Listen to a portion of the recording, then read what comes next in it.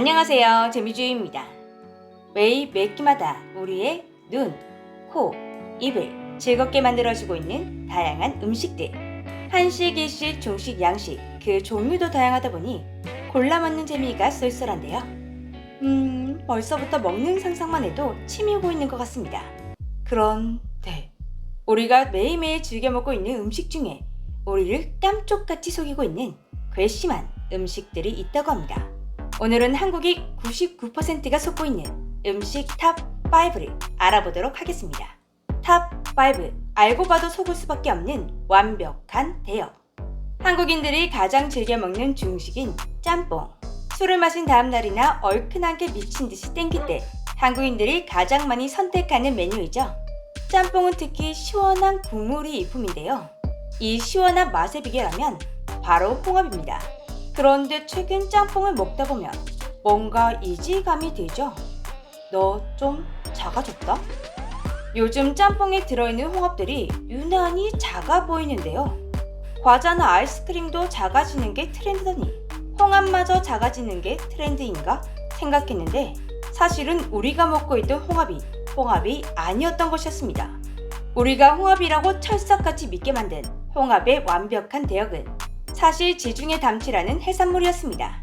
겉모습만 보고는 누가 누군지 구분이 불가능할 정도로 정말 똑같이 생긴 홍합과 지중해 담치. 가장 쉬운 구분법은 크기라고 하는데요. 홍합은 평균 길이가 14cm에 높이가 7cm. 지중해 담치는 평균 길이가 7cm, 높이는 4cm입니다. 그리고 홍합은 껍질에 부착 생물의 흔적이 많아 굉장히 지저분한 편입니다. 반면 담치는 매끈매끈한 껍질을 가지고 있습니다.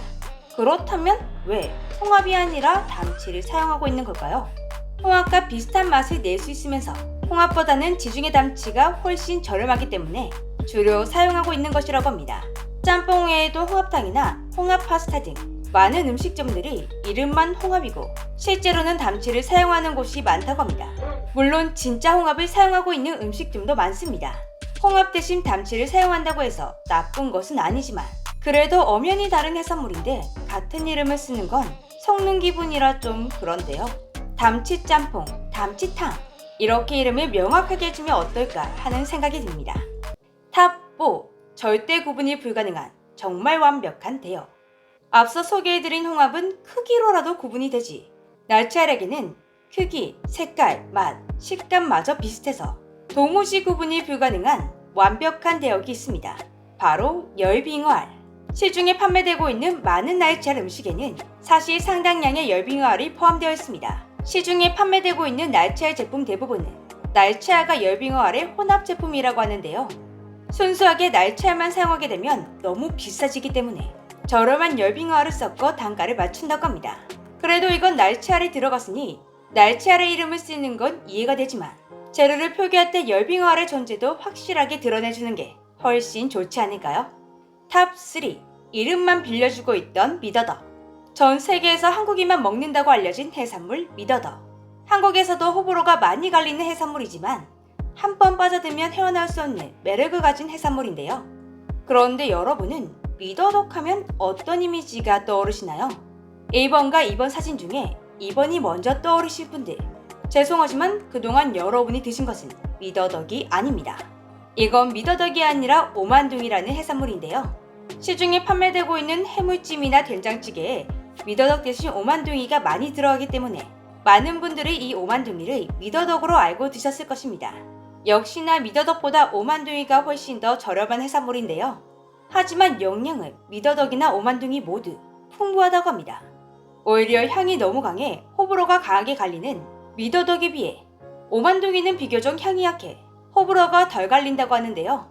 거기다가 씹는 맛도 오만둥이가 더 좋기 때문에 식단뿐만 아니라 소비자들도 선호한다고 합니다. 그래도 내가 먹는 게 어떤 해산물인지 정확하게 알고 먹는 게 가장 좋겠죠? 탑 2, 변신의 귀재. 어릴 때 자주 불렀던 동요 중에 이런 가사가 있죠. 이름은 하나인데 별명은 여러 개. 이 가사처럼 하나의 식재료인데 정말 다양한 형태로 우리에게 다가오는 음식이 있습니다. 바로 훔볼트 오징어. 오징어이지만 우리가 알고 있는 작고 귀여운 오징어가 아닌데요. 바다에서 마주치면 당장 도망가야 할 것 같은 어마어마한 비주얼을 가진 훔볼트 오징어. 평균 몸 길이가 1.5m에서 큰 개체는 2m까지 자라는 엄청난 크기의 오징어입니다. 난 저런 걸 먹은 적 없다 라고 부정하시는 분들이 계실 텐데요. 하지만 훔볼트 오징어는 생각보다 우리 일상에 정말 깊숙이 들어와 있습니다. 한국인들이 입이 심심할 때 자주 찾아 먹는 간식, 문어다리. 이 문어다리는 사실 훔볼트 오징어의 다리라고 합니다. 그리고 일본의 대표적인 길거리 음식, 다코야끼. 문어가 들어가서 이름이 다코야끼인데 한국에서 판매되고 있는 많은 다코야끼에는 문어가 아닌 훔볼트 오징어가 들어가고 있다고 합니다.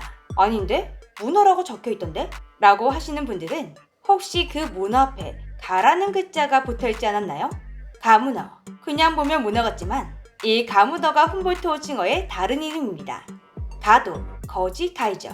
그리고 한국인들이 즐겨 먹고 있는 진미채도 사실 훔볼트로 만든 것이 많다고 합니다. 정말 훔볼트 오징어는 변신의 귀재네요. 탑 1. 고기인 듯 고기 아닌 고기 같은 이것. 일요일은 내가 짜파게티 요리사. 일요일만 들어도 자동 반사적으로 툭 튀어나오는 짜파게티. 한국인들이 정말 좋아하는 라면 중 하나죠. 기생충에 출연하면서 이제는 월드스타가 되어 전 세계적으로 사랑받고 있는 짜파게티. 그런데 이 짜파게티는 한국인들을 수십 년간 속여온 음식이었습니다. 짜파게티를 제조할 때 특히나 심혈을 기울이는 순간이 있죠. 바로 물을 뺄 때. 물을 뺄 때 후레이크 속에 있는 고기가 떠내려가지 않도록 유독 신중해지는데요. 한 조각이라도 잘못해서 떠내려가면 정말 가슴이 아파옵니다. 이렇게 소중하게 다룬 이유, 당연히 이건 고기 후레이크니까 그래왔던 것인데요. 그런데 우리가 고기라고 철석같이 믿어왔던 이 후레이크가 사실 고기가 아니라고 합니다. 짜파게티 속에 있던 고기, 아니 이 갈색 존재는 대두단백. 쉽게 말해서 콩고기였죠. 콩고기가 나쁜 것은 아니지만, 아니 오히려 몸에 좋은 것이지만 당연히 짜장면처럼 만든 라면이니 이건 고기인 줄 알았는데 이 사실을 알게 되었을 때 밀려오는 배신감은 지금도 잊을 수가 없는데요. 그래도 맛있으니까 계속 먹고는 있는데요. 짜파게티 속 콩고기, 이제는 많이 알려진 사실이지만 자료를 조사하다 보니 아직까지 짜파게티 속의 고기 후레이크가 콩고기라는 걸 모르는 분들이 꽤 있었습니다. 그런 분들을 위해 마지막으로 이 이야기를 넣어보았는데요. 여러분 속지 마세요. 그거 콩고기입니다. 이렇게 우리를 완벽하게 속여온 음식들. 그래도 맛있으니까 용서가 되는데요. 짜파게티의 경우 배신감이라고는 했지만 성분표에 대두단백이라고 떡하니 표기해둔 걸 소비자들이 몰랐던 거라 할 말은 없지만 다른 음식들은 저렴한 단가를 위해 대체품을 쓰고 있으면서 이름은 그대로 쓰고 심지어 제대로 고지조차 하지 않는 곳이 많다는 것이 아쉬웠습니다. 부디 소비자들이 알고 나서 배신감을 느끼지 않도록 정확하게 식재료를 표시해 주었으면 좋겠네요. 지금까지 재미주의였습니다. 안녕.